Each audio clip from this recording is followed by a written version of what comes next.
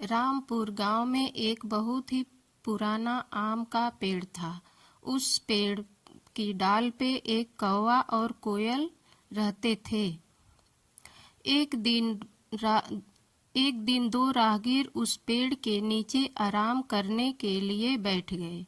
उसी समय कोयल अपनी मीठी स्वर में कूकने लगी।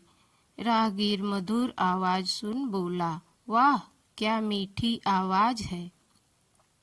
इसकी मीठी आवाज सुनकर सफर की सारी थकान मिट गई। कुछ देर बाद कोयल शांत हो गई। उसके बाद कौवा कर्कश आवाज में काव काव करने लगा। मुसाफिर को गुस्सा आ गया। बोला, अरे भाई, इसने सारा मूड ही खराब कर दिया। और दोनों पेड़ पर पत्थर मारने लगे। कौवा डरकर भाग गया। थोड़ी देर बाद मुसाफिर भी वहां से चले गए। उनके जाने के बाद कौवा फिर से वापस आकर उसी डाल पर बैठ गया और कोयल से बोला, बहन, ऊपर वाले ने मेरे साथ बहुत अन्याय किया है। कोयल बोली, ऐसा क्यों कहते हो भैया? कौन सा अन्याय हुआ है आपके साथ? कौवा बोला, देखो ना बहन, मुझे उसने इतना काला तो बनाया ही, ऊपर से कर्कश आवाज भी दे दी। मैं कुछ भी बोलता हूँ तो आसपास के लोग पत्थर मारने लगते हैं। एक तुम हो, काली हो, पर सब तुमको पसंद करते हैं और तुम्हारी आवाज भी सुनना चाहते हैं। बहन, तुम कोई उपाय बताओ, मैं भी तुम्हारी तरह बन जाऊं। कोयल बोली, भैया, यह तो सिर्फ भोलेनाथ ही कर सकते हैं। इतना सुनकर कौवा कई दिनों का सफर करके शिव जी के पास कैलाश पर पहुंचा और शिव जी के प्रणाम किया। शिव जी ने पूछा, कागराज, आपका कैलाश पर आने का क्या कारण है? कौवा अपना सारी कष्ट बता दिया। शिव जी बोले, कागराज, तुम जैसा चाहते हो मैं वैसा बना दूंगा, लेकिन तुम जाकर कोयल से पूछ कर आओ, क्या वह अपने जीवन में खुशी है?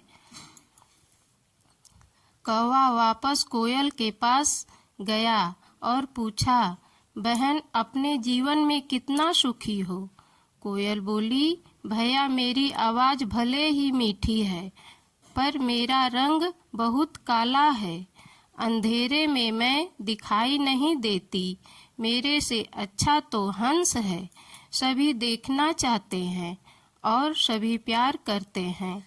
कोयल की बात सुनकर कौवा का मन बदल गया और वह शिव जी के पास पहुंचा और बोला, प्रभु, मुझे आप हंस बना दीजिए। शिव जी बोले, ठीक है, मैं तुम्हें हंस बना दूंगा। एक बार तुम हंस से जाकर पूछ लो, अपने जीवन से दुखी तो नहीं है?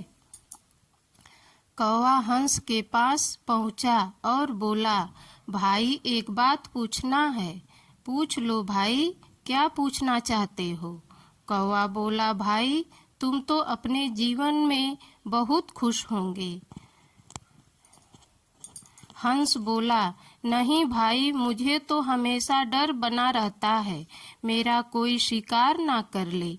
आजकल लोग पानी में रहने वाले पशु पक्षियों को मारकर खा जाते हैं। सच बोलूं तो सबसे अच्छी जिंदगी तोते की है। हरा हरा रंग, लाल लाल चोंच, सभी को अच्छा लगता है। हंस की बात सुन कौवा फिर शिव जी के पास पहुंचा। बोला, प्रभु, मुझे हंस नहीं बनना, आप मुझे तोता बना दीजिए। शिव जी बोले, ठीक है, मैं तुम्हें तोता बना दूंगा, पर एक बार तोते से मिलकर उसकी भी कुशलता ले लो। कौवा तोते के पास पहुंच गया और बोला, दोस्त, तुम तो अपनी जिंदगी में बहुत खुश होंगे। तुम देखने में कितनी सुंदर हो, सब लोग तुम्हें मिट्ठू कहते हैं। तोता बोला, दोस्त, मेरी सुंदरता ही मेरी जान की दुश्मन है। मुझे हमेशा डर रहता है कोई मुझे पकड़ ना ले, मेरी आज़ादी छीन ना ले, मुझे पिंजरे में कैद ना कर दे। सबसे सुखी जीवन तो मोर का है।